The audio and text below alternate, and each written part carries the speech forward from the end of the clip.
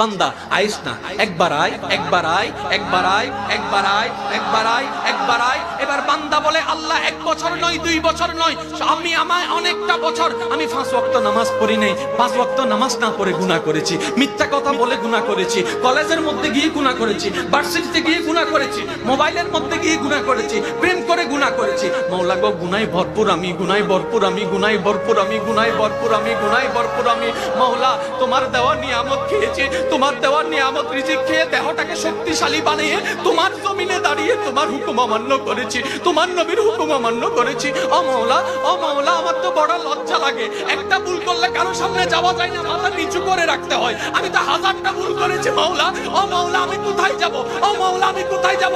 আল্লাহ পাক বলে বান্দারে, পৃথিবীর শ্রেষ্ঠ উদাহরণ মায়ার জন্য, মমতার জন্য, দরদের জন্য, মমতার জন্য মায়ের উপমা দেওয়া হয়।